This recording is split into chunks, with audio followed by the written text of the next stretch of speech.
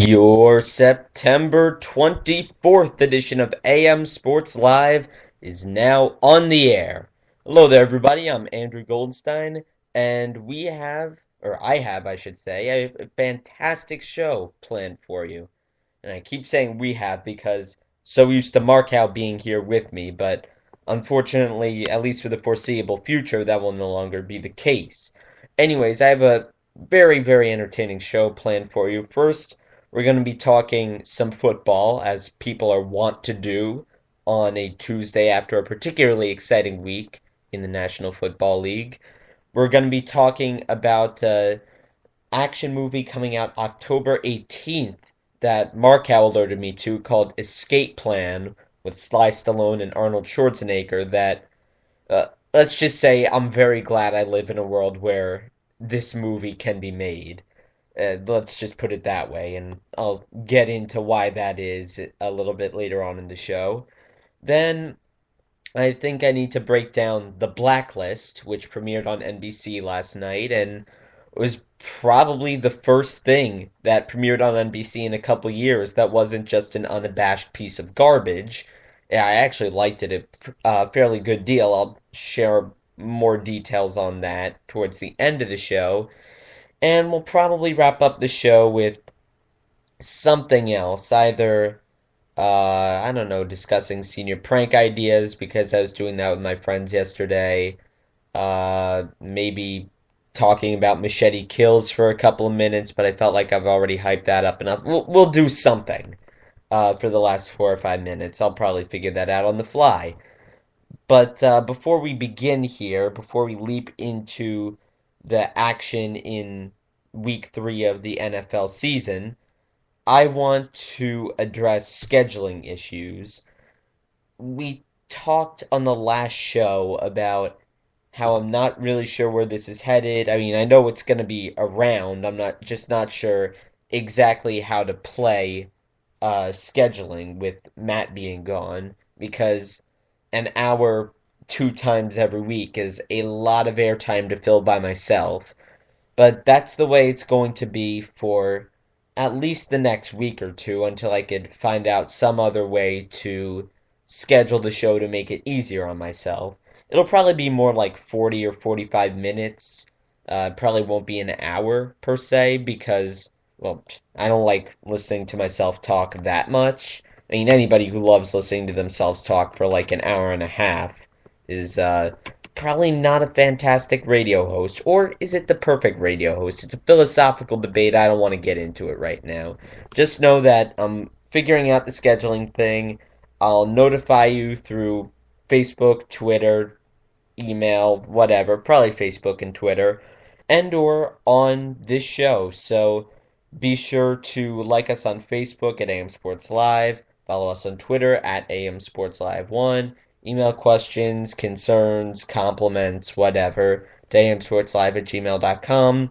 Follow National Sports on Spreaker and YouTube.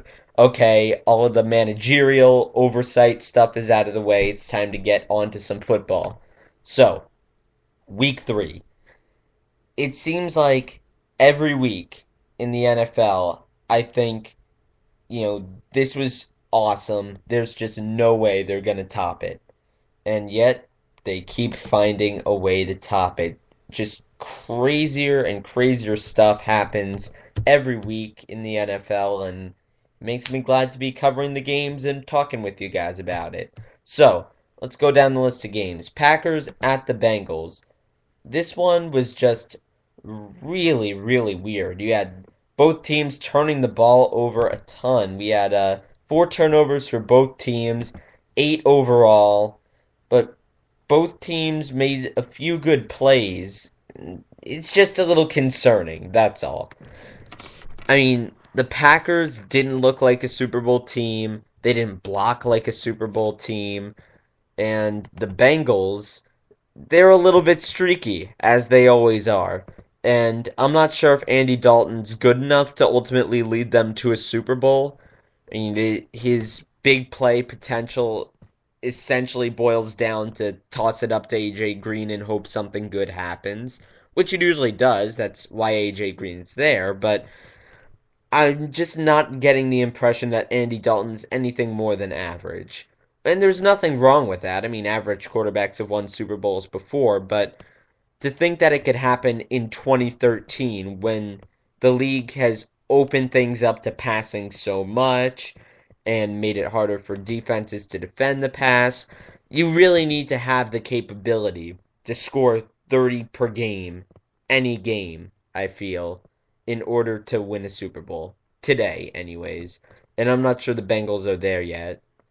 At the Packers, I actually kind of called this one. I didn't like the Packers coming into the season. That I thought that the fist fights breaking out in training camp, they were a bad sign. Thought that Brian Bulaga going down early and Jeff Saturday retiring, those were both awful things for an offensive line that, let's face it, they were already incompetent. Other things, they still can't cover anybody, and they they don't have such a singular advantage that they can just say, screw it, we'll outscore and outgain everybody like the 2007 Patriots could, or even the 2010 Packers could. They're a very, very beatable team, and I'd be concerned if I were a Packers fan. So, moving right along, Rams Cowboys. Now, the first person of the week, and actually, no.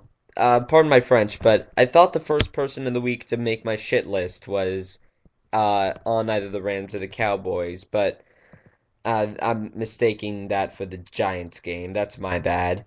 And by the way, I'm gonna try and make the shit list a running thing over the course of the NFL season. When a player or team has done particularly badly, they will find themselves on the shit list for the week, because I feel like that could be, the first real segment that we've had, and it could be a fun thing for fans to, email me or tweet me players or teams that should find themselves on the dubious list.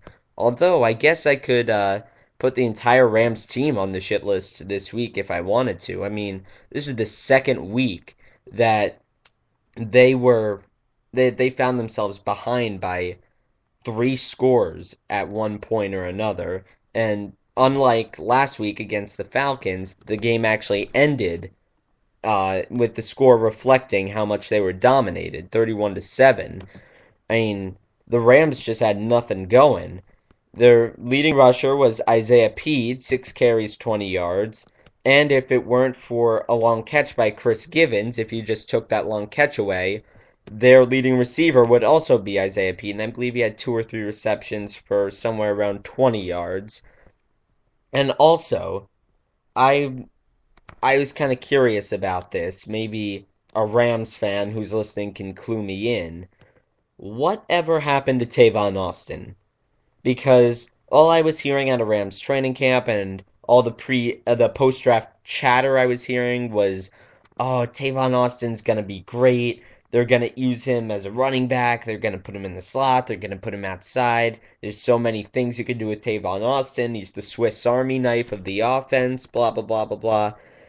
And I haven't seen him at all. I know he caught a touchdown last week, but I think that's his only significant contribution so far. And it's beginning to feel like the Rams' goal is to get Tavon Austin the ball in as little space as possible, because not once have I heard Tavon Austin's name called. And maybe that's just a misconception. Maybe Tavon Austin has actually contributed in ways that, somebody who didn't watch every single second of the Rams game couldn't appreciate, but I just haven't seen him. And maybe it was a little bit unrealistic to expect Brian Schottenheimer to utilize Tavon Austin effectively, because this is the same guy that uh, absolutely murdered the Jets offense over the last 4 or 5 years.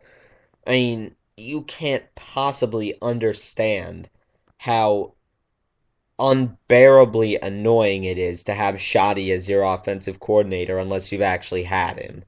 So maybe it was unrealistic to expect Tavon Austin to succeed under his tutelage. But, that could change. Anyways, I have no idea what to make of the Rams. As for the Cowboys, I really don't have an idea of what to make of them either because they're 2-1. I still don't think they're that good, but the entire NFC East is just a complete load of garbage.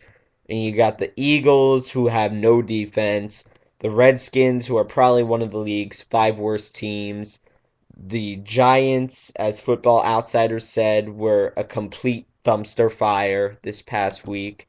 I mean, I guess maybe time will tell about what to think of the Cowboys this year, but my initial conclusions, well, actually, that's an oxymoron and that sounded dumb. I'm not going to say initial conclusions. My initial thoughts, it's a better way to say it, that the Cowboys are much the same as they were last year, just kind of a mediocre team. But hey, that can change. I'll reserve judgment on the Cowboys until a little bit later on. Chargers Titans, I think the really big takeaway from this game is that both teams are a little bit better than we thought they were. I mean, the Chargers, as unbelievable as it seems, could be 3-0 right now if they didn't blow a 21-point lead to the Texans and if their defensive coordinator didn't somehow leave the number one receiver on the Titans in single coverage in the last 30 seconds of this past week's game. So I feel like the Chargers are better than we think they are. I think that Philip Rivers might finally be settling back into a groove now that he seems to have a halfway to decent offensive line. And as for the Titans, there's been a lot of talk this week about whether Jake Locker is the real deal or not. I think it's too early to tell, but there were encouraging signs on Sunday. He was confident, he was sharp, he's a very, very good runner. He can tuck the ball in and take off running, and that's something that a lot of people didn't realize about him, myself included. So definitely look out for that over the course of this season. Browns Vikings. First of all, let me say that I'm so happy that my AFC sleeper pick is still alive. I don't expect them to get to the playoffs. I don't expect them to win the division, but they could go 8-8 or 7-9 and maybe save a little bit of face for me. That would be perfect. The Browns really had a convincing win over the Vikings, and maybe I'm giving them a little too much credit here because the Vikings are now 0-3 and the Browns beat them by 4 points. I really think they did a good job. The 4 turnovers didn't help anything. If it weren't for those turnovers, I feel like the margin of victory would have been a good deal more. But it looks like the new quarterback, Brian Hoyer, is the real deal.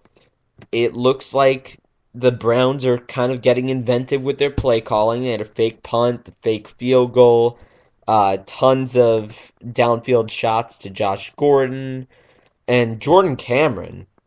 I mean, where did this guy come from? I actually picked him up in 2 of my fantasy leagues as my backup tight end, but he had 6 catches, I believe 66 yards, and 3 touchdowns. The guy is just a vulture down in the red zone. And whatever the opposite of the shit list is, I'm gonna have to try and think of a name for it because inherently I'm a cynical person and not a positive one. So I'm gonna have to put a little bit more effort into thinking of a name for the list of people who did good things. Maybe a pat on the back. That's the best way to put it. Jordan Cameron deserves a pat on the back award. That sounds dumb. I'm gonna keep thinking. Anyways, what I'm trying to say is Jordan Cameron, if you have him in fantasy football, then consider yourself lucky and definitely watch out for him over the course of the season because he succeeded when Brandon Weeden was throwing to him, and I feel like he's going to succeed even more now that Brian Hoyer's there. All right, Patriots over the Buccaneers 23-3. What can you say about the Bucs at this point? Greg Schiano's losing everybody's trust. The whole Josh Freeman not a captain controversy is still fresh in everybody's minds. All the rookies were complaining that training camp was too strenuous. it's just a mess over there in Tampa. And the Patriots, they weren't a lot better. I mean, the game was a lot closer than the 23 to 3 score would suggest. Brady had 6 or 7 very, very bad throws. He seemed extremely hesitant to trust a lot of his young receivers, especially if you rewind the game tape and watch him in the first half. You'll notice how he stepped back, he was at the top of his drop back. He patted the ball and then he kind of double clutched it instead of throwing. And he kind of hesitated when receivers are wide open. He overshot them, undershot them.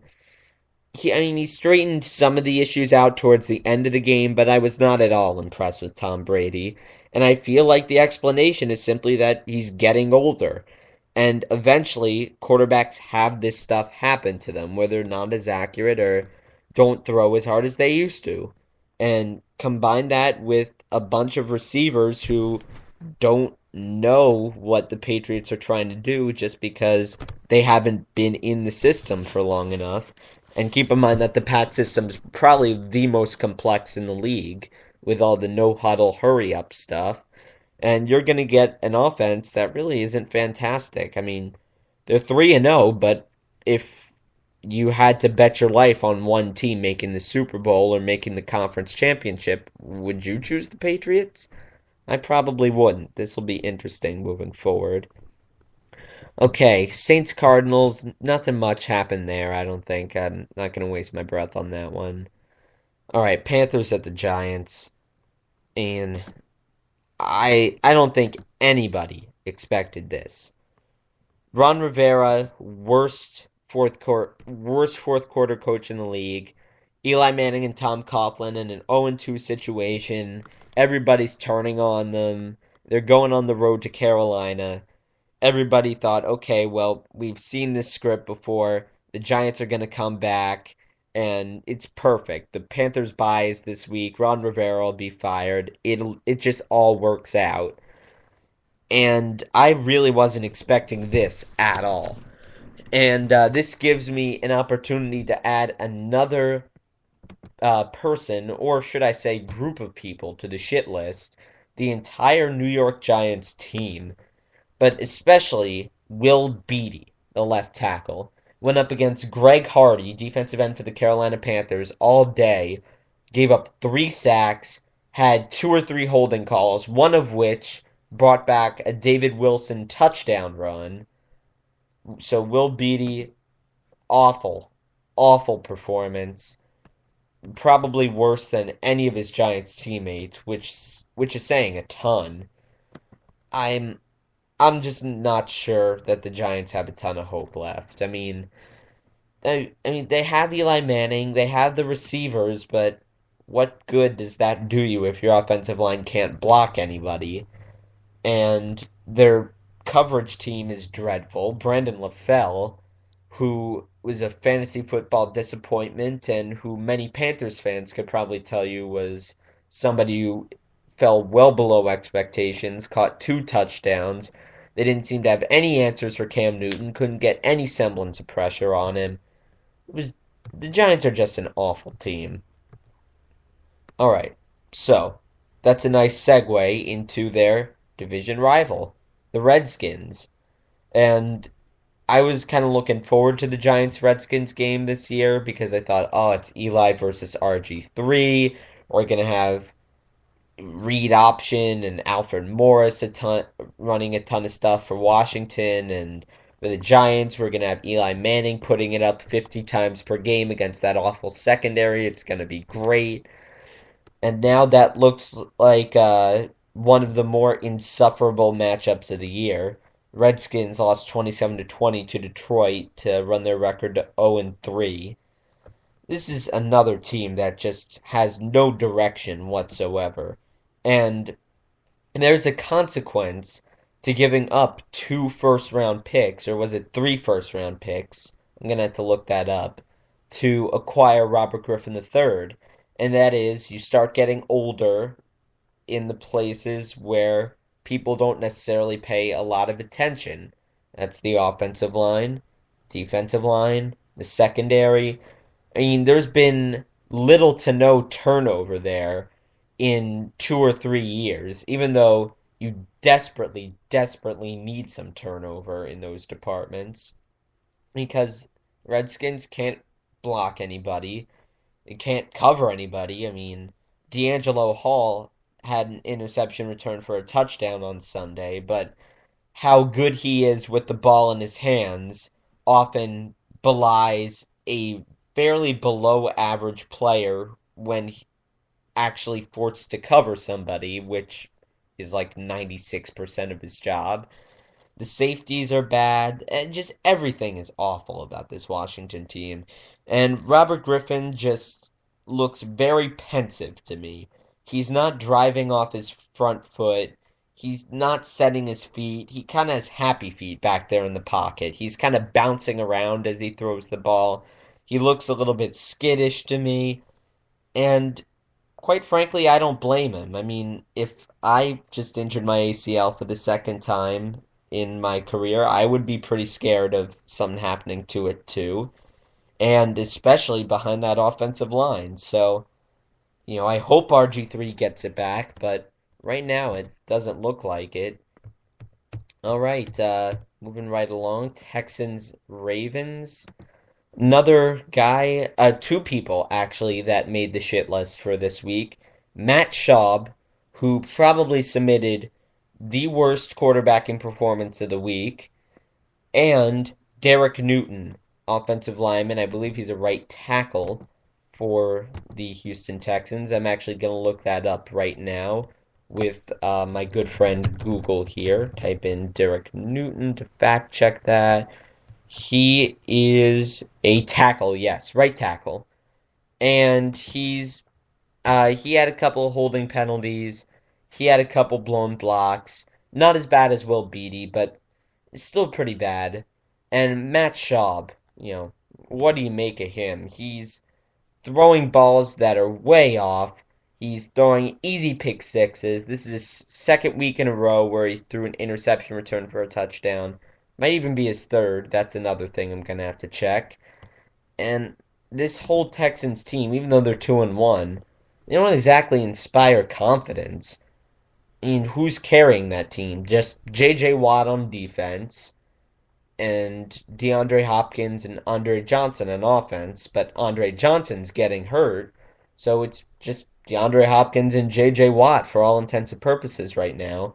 And they had to do a crazy comeback against San Diego, big comeback against Tennessee, but they can't keep winning every week if they have to come back from deficits so often.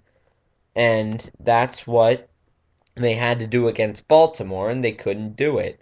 The Ravens just dominated all game, even though they didn't really play that well. I mean, if you look at their stats for some of the offensive players, for instance, Joe Flacco, 16 of 24, 171 yards. Bernard Pierce held to, that is less than 3 yards per carry. They didn't necessarily play a good game, but they ended up winning 30-9 because Houston just did nothing all day on offense. So hopefully the Texans can return to the form that they were in at the beginning of last year when they were thriving on the play action misdirection and Arian Foster was getting involved a lot, but I don't know if it's possible. And before I move on, I've got to mention that Arian Foster just hasn't looked himself all year. And well, maybe he's flaming out. Maybe this is the year where he just loses it. Hope not, but who's to say? Falcons at the Dolphins. Now, this was just a marquee win for Miami. I didn't really pay enough attention to them coming into the season. I didn't think that their offense was good enough to compete, but so far they are proving me wrong. They have a balanced attack. Daniel Thomas is getting the ball and he's doing some things. You have Lamar Miller getting the ball as the speed guy, and Mike Wallace stretching the field both horizontally and vertically. He's probably one of, if not the fastest receivers in the game, and their defense is fantastic. I mean, You have Cameron Wake, one of the five best pass rushing linebackers in the league. Paul Soliai, Koamisi. That's a very, very good front seven. And they were matching wits with the Falcons all day. And who would have guessed that by the end of week 3, the Falcons, the Niners, and the Packers, three of the four teams that were involved in the divisional round for the NFC would all be at 1-2 and all be struggling to make the playoffs. I certainly would have thought it, but fantastic win for Miami. Hope they can compete with the Patriots for domination of the AFC East. It'd be really nice to finally see somebody snap the Patriots streak. Bills Jets. Gino. I love Gino now. I'm still gonna pensively endorse the hashtag Free Matt Sims campaign just to see what he can do, but Geno Smith had a fantastic game. I mean, despite all the Jets' penalties, and they had 18 or 19 penalties, they tried to give the game away, but Geno threw the ball really well. He had two touchdown passes of over 40 yards, and as a Jets fan, I had forgotten what that felt like. I like the ball coming out in that beautiful rainbow down the field to an open receiver.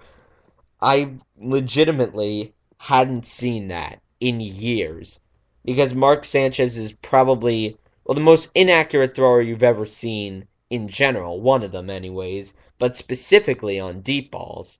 So just the image and the couple seconds of seeing that ball spiral through the air perfectly thrown, it's it's hard to describe.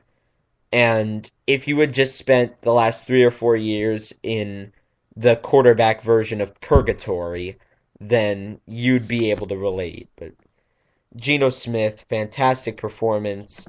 Bills corner Justin Rogers gave up two of those long touchdown passes, so that's why he finds himself on the shit list for this week. He gave up one to Stephen Hill, another one to Santonio Holmes. I mean, I guess it wasn't his fault because Bill's secondary has a lot of injuries, and he was asked to step up to the first corner position when he was signed and being used as a third and fourth corner. So I guess there's really nothing he could do about that. But, he got abused. There's no other way to say it. And the Jets run their record to 2-1, compiled 513 yards of total offense, and it was just the polar opposite of everything that we've seen from the Jets for the last couple of years. And I'm excited about it. I want to see where this goes. So moving right along, Colts at the 49ers. Now, this is a sore spot for me because this was the game that I picked in my Eliminator Challenge pool, and I switched my pick from Broncos and Raiders. I picked the Niners over the Colts instead, and I'm just kicking myself for A, switching my pick, and B, not just doing the smart thing that everybody else was doing and just taking the Seahawks over the Jaguars. I had to be the smarty pants in the room and try to take the 49ers here, and they just got destroyed 27-7, and they were dominated up front all game. I think there was one drive, the one drive that where Kendall Hunter scored his 12 or 13-yard touchdown, where I can remember the Niners winning the battle at the line of scrimmage. For most of the game, the Colts just generated a much, much bigger push off the ball, both on the offensive and defensive ends. Colin Kaepernick finds himself on the shit list this week. 13 to 27, 150 yards, no touchdowns, fumble and interception, just all kinds of bad stuff happening there. And Aldon Smith, over the course of the last week or so, admitted to having an alcohol problem and voluntarily checked himself into rehab and will be gone for an unspecified amount of time. But since alcohol rehab programs are usually 28 days, it's speculated that he could be gone for a month or maybe even more. So I don't really know what to make of the Niners. They have to turn around on a short week and play the Rams on Thursday Night Football. And historically, Thursday Night Football has always been kind of a sloppier game because teams are on 3 or 4 days rest. It doesn't really work, if you ask me, or the players participating in them. So it's entirely possible that we could be talking about the Niners, the losers of last year's Super Bowl, the representatives of the NFC, as a 1-3 team. And that's who would have thought that coming into this year? And the NFL's just a crazy place. Anyway, Seahawks, Jaguars, no surprises there. Seahawks roll over the Jags 45-17. Broncos roll over the Raiders 37-21. Peyton Manning, look at this stat line. 32 of 37, 374 yards, 3 touchdowns. Now, granted, it was against the Raiders, but Peyton Manning has thrown for 13 touchdowns. Count them, 13 touchdowns. 7 in the first game, 3 in the second, 3 in the third, through the first 3 weeks. Tom Brady held the previous record for touchdowns through 3 weeks with 12. So Peyton Manning, at the tender age of 36, 37, I think it's 36, is still going not only strong, but arguably stronger than when he was 28 or 29. I mean, this is just remarkable, unbelievable what Peyton Manning's been able to do. And I just don't know how anyone stops Denver or even who stops them. I really can't point to who would do it. So, Broncos roll on and get the win, 3-0, and they play the Eagles this upcoming week. And finally, I skipped Sunday Night Football, my apologies. Bears Steelers.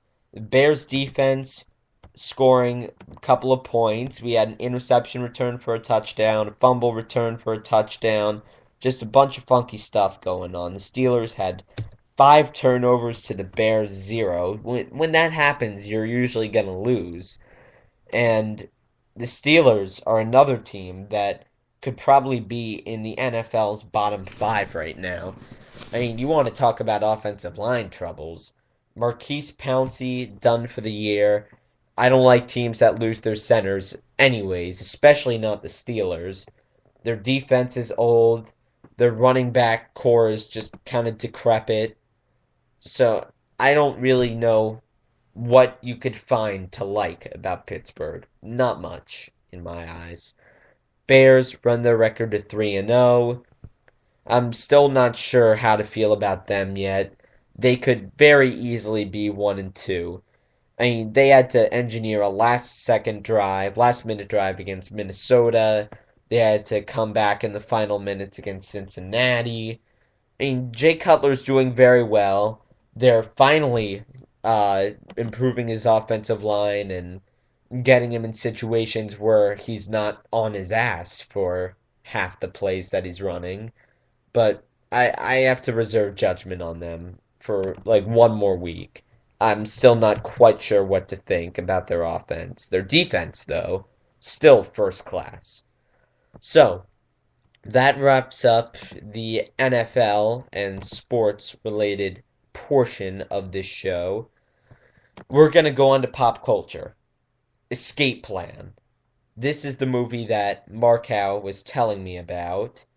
And oh, by the way, before I start discussing it, if you want to click the little thought bubble next to where the show is playing, you can type things into the dialog box, click enter, and I will see them and respond to them. So if you want to do that, go right ahead. But Escape Plan. Arnold Schwarzenegger, Sly Stallone, the Vin Diesel and Dwayne "The Rock" Johnson of their days. Here's the premise. And this combines like all of my favorite action movie tropes. Sly Stallone is Ray Breslin.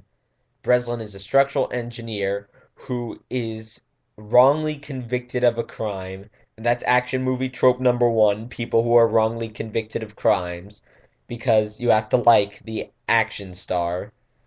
is serving his sentence in a maximum security prison of his own design, which is a fantastic twist. I love when people escape from prison. I love when people escape from anything in movies, but especially prisons. Escape from New York is a fantastic example of that. So you have Sly Stallone trying to break out of this prison, Arnold Schwarzenegger, who I guess is a guy who quote unquote makes a living. No, wait, Sly Stallone is described in the trailer as the guy who makes a living out of escaping prisons. And I have a few questions here. Actually, I have one question, and that is primarily the guy makes a living by escaping prison. How does that work? Like, oh, before I continue that thought, a guy in the chat just texted me yo with like 20 or 30 O's. So, yeah, yo right back at you, pal. Happy to have you listening. But anyways, back to the thought. My question for Sly Stallone's character in the escape plan is mainly how does a guy make a career out of escaping from prison? On the wide range of careers you could have, I'm not sure that's one I'd want. I'm not sure quite how you get into making a career out of escaping from prisons. What, like, you just go around committing crimes and then just escape from the prison just for the heck of it? I don't really know how that works. And third of all, what how do I get into prison escaping? Like what college major do I take? Who do I who do I talk to? Is there like an internship available for prison escaping? And like who pays you to escape from all these prisons? The people who design them? I don't know. All we know is the guy makes a living by escaping from prisons. So, yeah, there's that and he's wrongly convicted of a crime, and he has to escape from a prison of his own design that's supposed to be impenetrable. So, we have the evil guy who's the warden of the prison, which is a little Shawshanky, a little Escape from New York. Actually, Escape from New York is a much better analogy here because Shawshank was actually a serious movie and a good movie that inspired people to think and have hope and blah blah blah blah blah. This is just a movie that you watch, laugh at, and don't have to think too hard about. But yeah, just like in Escape from New York, we have an evil warden we have the guy breaking out of prison for the last time. He actually uses the words in the trailer, I think. It might be in the trailer, it might be in a description of the movie somewhere. He uses the words one last job. And that's another one of my favorite action movie tropes, the quote unquote one last job. It's always you see this actually in Fast and Furious when the crew is discussing with Vin Diesel. All right, this is our last job, or we're getting the team back together for this one last job. I love one last jobs. I hope to be a part of one someday. So this is his one last job. He's escaping from a prison with an evil warden who and the prison's supposed to be impregnable, and it has Sly Stallone and uh, Arnold Schwarzenegger. I could not love this movie anymore. This is just. Now, put it to you. Let me frame this for you. Monday through Friday, I'm in school from roughly 7:50 to 3 o'clock. I'm doing homework for at least an hour a day.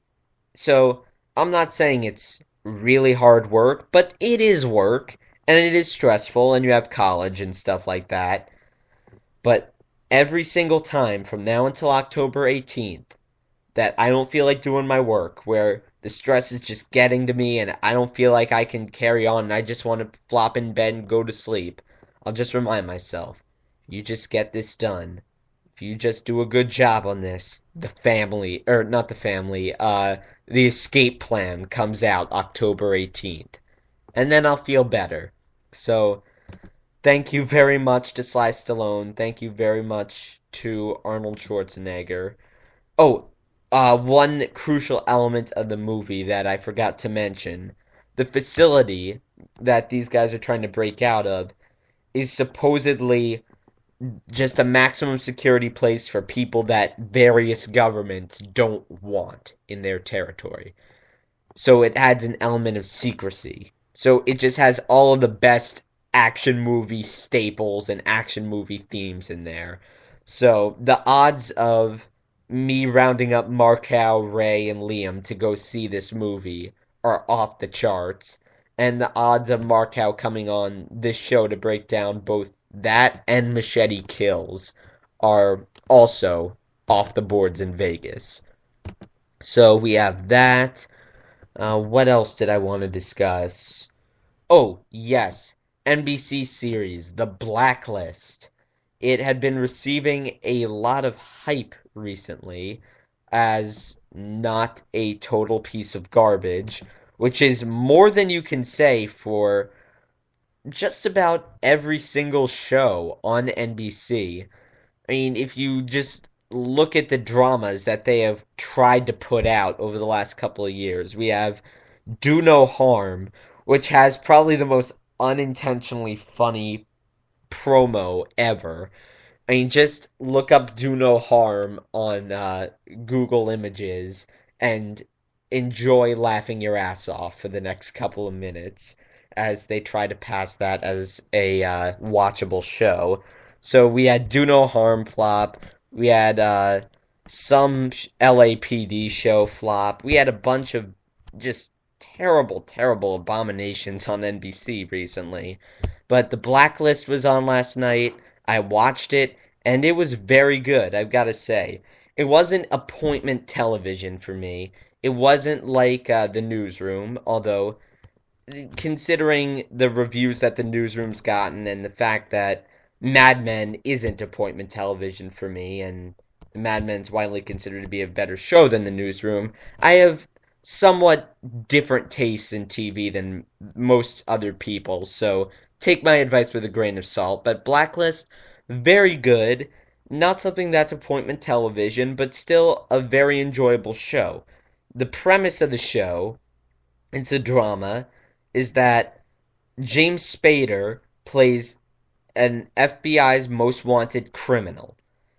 And I like crime shows. I mean, I like different crime shows, basically. Not like CSI, not like NCIS, not the crime shows that are just being remade over and over again. I like kind of crime shows with a twist, if that makes any sense. And this definitely has that. But James Spader, hardened criminal.